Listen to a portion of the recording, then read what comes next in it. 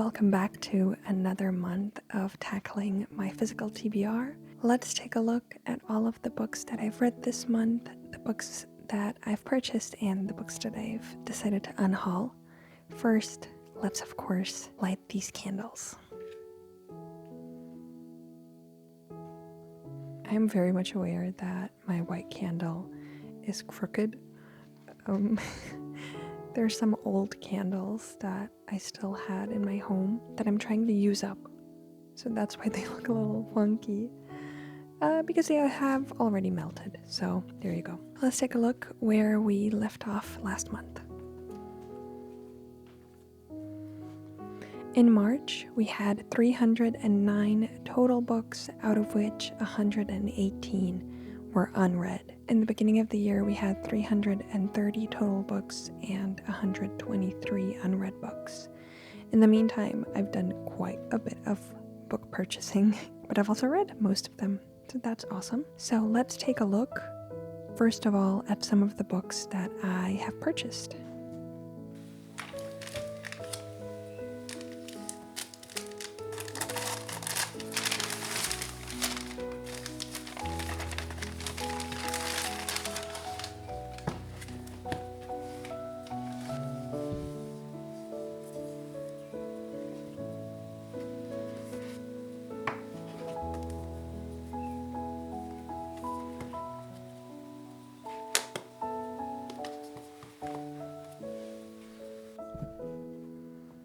So I purchased 3 books this month, all of which I bought on Vinted, so secondhand. The first one is Assassin's Apprentice by Robin Hobb. This is one of the books that I'm reading on my top 100 list with my sister, and I've always wanted to read some Robin Hobb, and I love this edition, so I'm really happy to own this. It's one of those mass paperbacks that I really enjoy. Next, I've been getting into more and more murder mysteries. I just find them really enjoyable. I have been falling in love again with Agatha Christie. I really enjoyed a couple of other murder mysteries in the past year, so I thought How to Solve Your Own Murder would be a fun addition to my TBR. Last but not least, The Ornithologist's Field Guide to Love by India Holton. I heard this was really whimsical and very cute. I heard that there's a very low level of spice, so I'm very excited to delve more into this. If I enjoy this, I will be starting a new series. Woo! We all know what a good idea that is. Nevertheless, I'm very excited to try this out. Now for the unhaul. I hope you guys are ready. It's a little bit cuckoo bananas.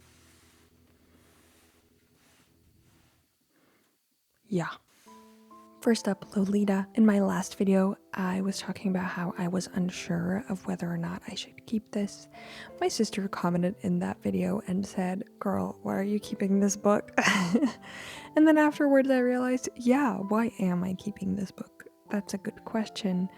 At the time of trying to read this, I got to page 100, and I remember getting bored, and that's kind of a crazy thing to say about Lolita, which is known for being quite scandalous. So I don't think I will be rereading this anytime soon, and I'm not sure I want to read this subject matter anymore, so we will be selling this. Poor Things by Alistair Gray. I actually wanted to read this before the movie came out, and right when the movie came out, I found this copy secondhand. It's a really interesting edition because it has drawings like this, just very interesting elements that I thought was really cool. Afterwards, I watched the movie. Wow, what an experience that was. After watching the movie, I realized I don't think I want to consume this in book format, especially with drawings. They're quite salacious, so I will be selling this as well.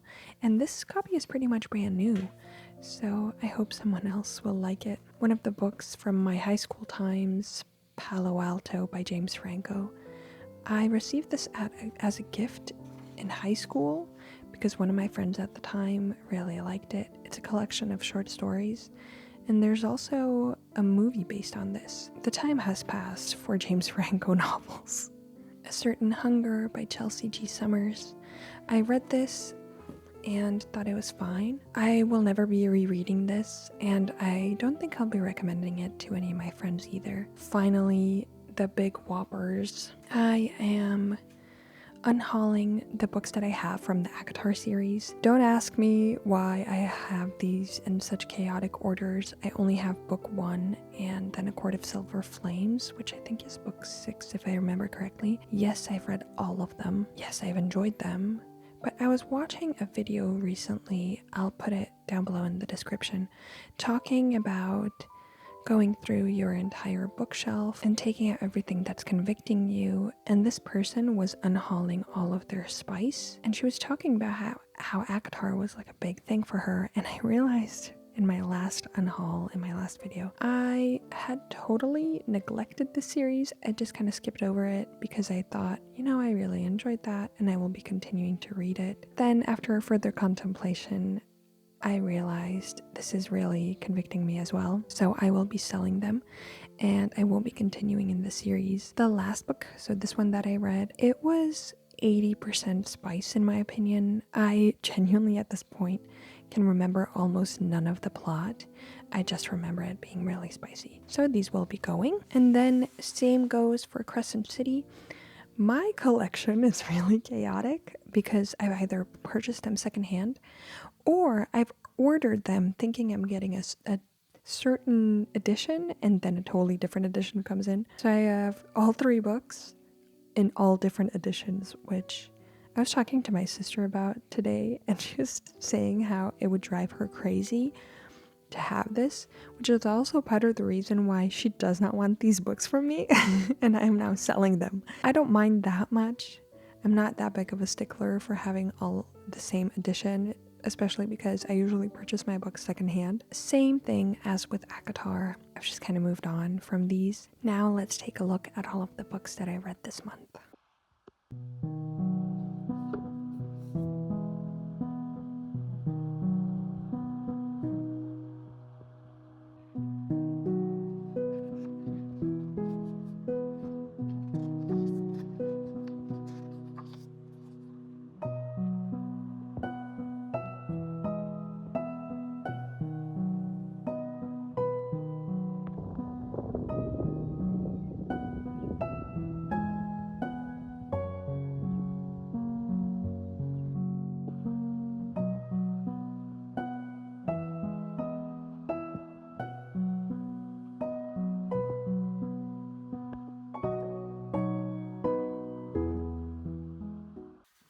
First up is Drive Your Plow Over the Bones of the Dead by Olga Tukarczuk. I hope I'm saying that right. This is a Polish author and it's known as an eco-novel. It follows our main character Janina, who lives in a remote Polish village on the mountainside. One of her neighbors ends up what she presumes as being murdered, and she wants to investigate this murder. However, things turn out to be a lot more dramatic than she had expected when more and more people start dying. Did not like this almost at all, which I was very surprised by. Not only was I so excited to receive this from my sister, it's also a winner of the Nobel Prize in Literature, which generally, to me, means I will enjoy it. I usually like prize winners, but in this case, I could not connect to this at all. There were a lot of choices made that I completely disagreed with. One of them is the fact that I did not like Janina at all. It's been a really long time since I've had a character that I so fundamentally disagreed with, and I don't necessarily need to like my main characters in order to enjoy the book. Here, most of the book was the way that she thought about things, her own philosophy. It was quite internal regarding her thought processes and her belief systems, and it was a true impediment in me enjoying the book. She is really into protecting animals, which I am as well. I too am a vegetarian, so I thought, you know, this might speak to me, but her reasoning behind being a vegetarian is very different to mine. The way that she views the world is very different to mine. The way that she presents it to the people around her is something that I really did not enjoy. I also thought the investigation was very lackluster. I disagreed with the ultimate messaging of the novel. I think saying what the messaging is would be a big spoiler for the book, but the bottom line is that I found the main topic of the book to be something I really didn't agree with. It was also funny at times. It was well written at times. I think this is really something that just didn't connect to me personally. And I think if you have similar belief systems to me, so if you're a Christian, you will probably dislike this main character as well. If you are not a Christian, you might like this. However, also setting aside my beliefs, I felt that the exploration of the topics in this book was oversimplified and even a little bit outdated at this point. I'm sad to say I didn't like this.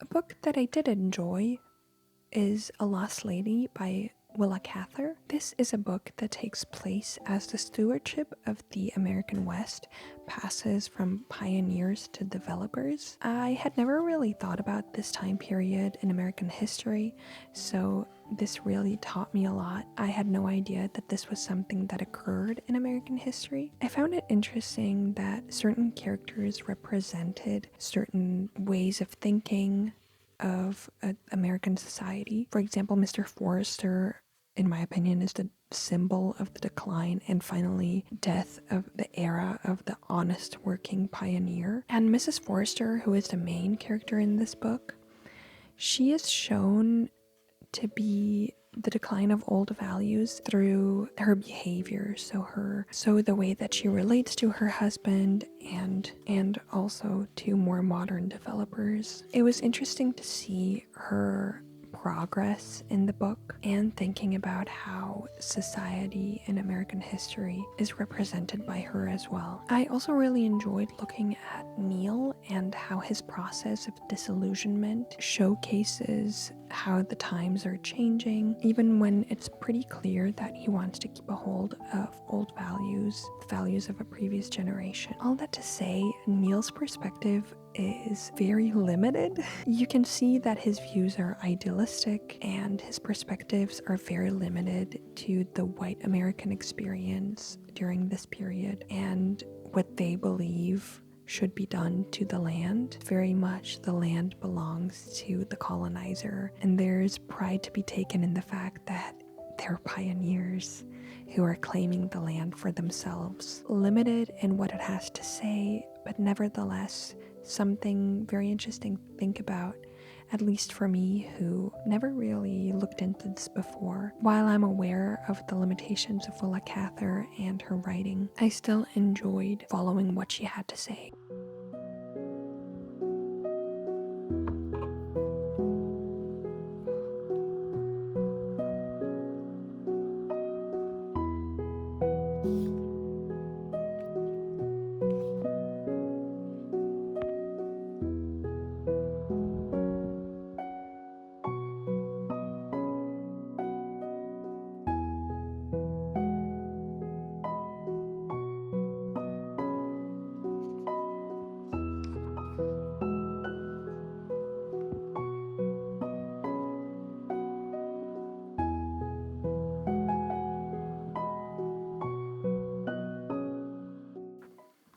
absolutely crazy choice to follow that up with City of Bones by Cassandra Clare. This is a book written in 2007, and you can tell it was previously fan fiction, and you can tell. I am buddy reading this with my sisters. We kind of all missed the moment when this was really popular, and now as adults we're kind of trying to dive into it and see what the Shadowhunter world is like. This is a paranormal urban fantasy that follows Clary, who discovers that she is actually from a Shadowhunter line, together with her love interest, Jace, and his group of friends. They start investigating things that are going on in New York, including her own heritage and who she truly is. This is as simplistic as you might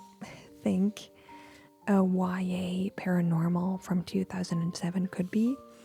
Nevertheless, this was so nostalgic to me. It really captures a time period that I went through, that I experienced of media. It's almost painful to take a closer look at what this book is saying, especially when it comes to the romance. I hear that the reveal from the end of the book is, let's say, explored later in the series, and that it doesn't remain as shocking and crazy later in the series.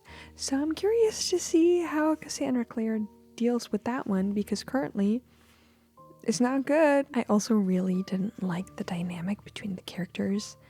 Clary is very 2007. And so is Jace. There was this time period in my youth when all of the girls in media were very much pick-me's, and the men were brooding but actually quite aggressive, demanding men. And this dynamic was very normalized at the time. As an adult, I find it really, really frustrating, especially because Clary's perspective on women is very demeaning, which again was something quite normalized at the time. There was such a sense of competition between women. They were always trying to fight for the appreciation of these brooding, rude men. And this is really the case here as well. So I didn't enjoy that dynamic, but at the same time, I could kind of appreciate how it would bring me back to the bad times of my youth. Truly happy that we have moved on from that, both personally as well as societally. I don't recommend this series, at least not at the point that I am in right now. Nevertheless, I'm reading this just to experience the nostalgic style of literature with my sisters. So I will be continuing in the series. I also have book 2. There you go. That is City of Bones by Cassandra Clare.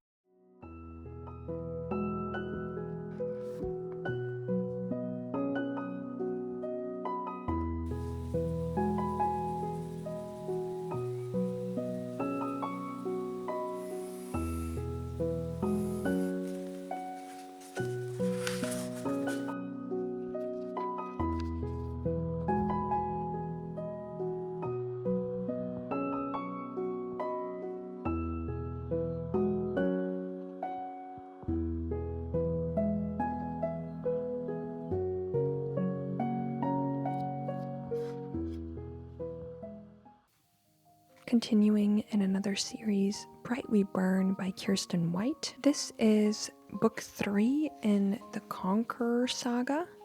So I'm now officially done with this series, which I'm very excited about, that I could actually finish a series. Huzzah! I think this series overall is kind of middling, but nevertheless, it was one of those series that I learned a lot from. This follows Vlad Tepes, who is a historical figure in Romania's history.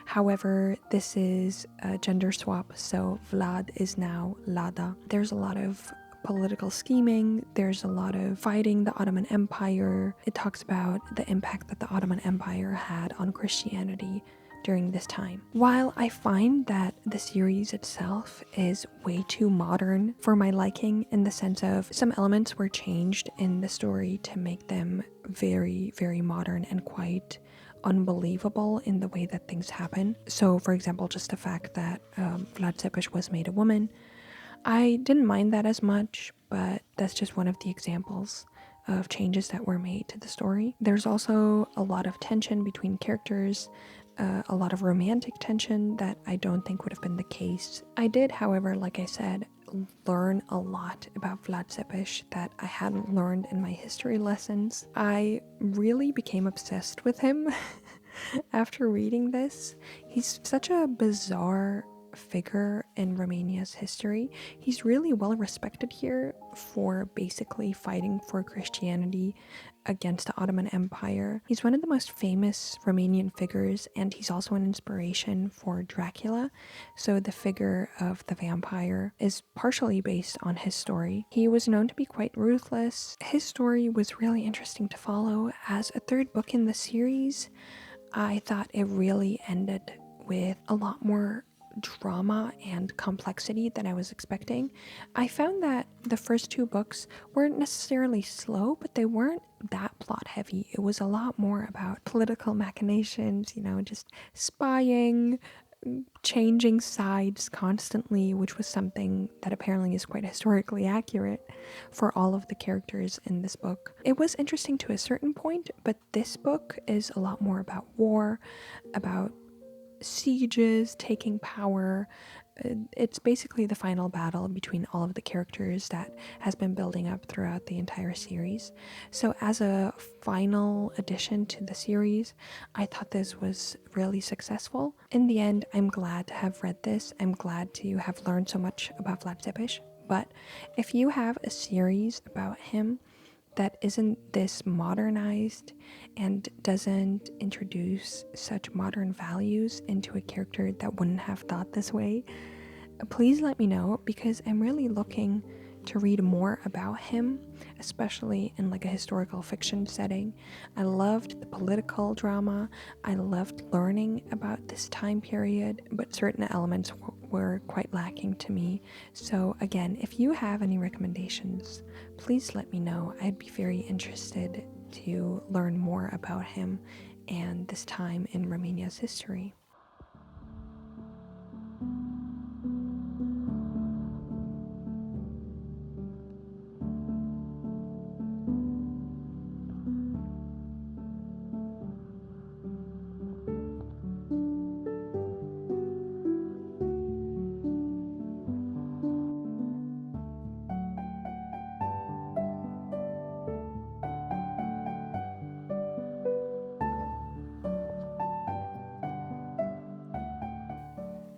All Roads Lead Here by Mariana Zapata. I purchased this book last month, very boldly claiming that this had probably no spice. I was sadly quite wrong. This follows Aurora, who moves back to her hometown and ends up renting a place from Rhodes, who is her love interest. I found this book quite frustrating, actually. I was very shocked because I thought I would love this.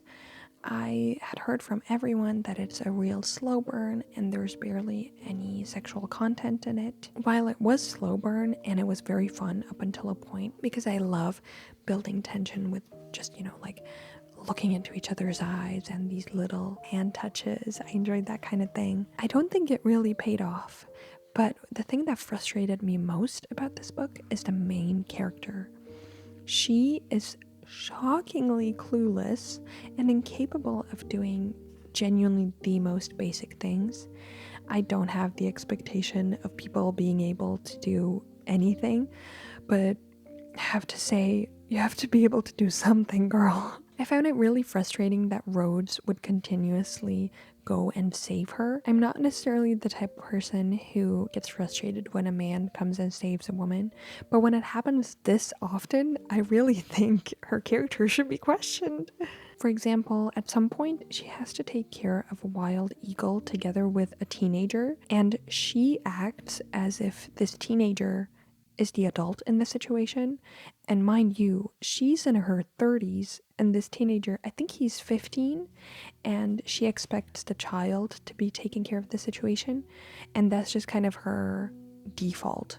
So I didn't really enjoy getting her perspective. And it was just her perspective. At least if we had gotten Rhodes's point of view, maybe it would have kind of broken up my frustration with the book, but sadly that was not the case. It felt really repetitive, so while I usually don't mind a slow burn, I do mind it when the episodes or the situations in the book are repetitive. And that's really the case here. She would always do the same thing, and I didn't mind the mundanity of it. What I did mind is that there was no positive outcome from it. There was nothing to learn from it. There weren't really relationships to be built from it. They were just there to be there. At least that's how it felt to me. There was also a surprising amount of cursing that didn't really add anything to the story. And it really reminded me of After in the way that it was written. Oh my gosh, my candle is sliding down on the table. Look at it go. What I did enjoy was the setting.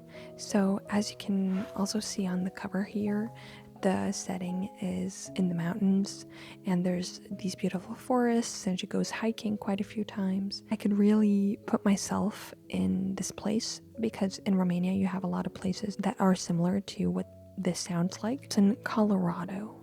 Okay, so the way that this was described, apparently Colorado is similar to Romania. So I'm really sad to say that this was not for me. I will be reselling this, so this is also one of the books that I'm unhauling. I'm so sad because I just purchased this.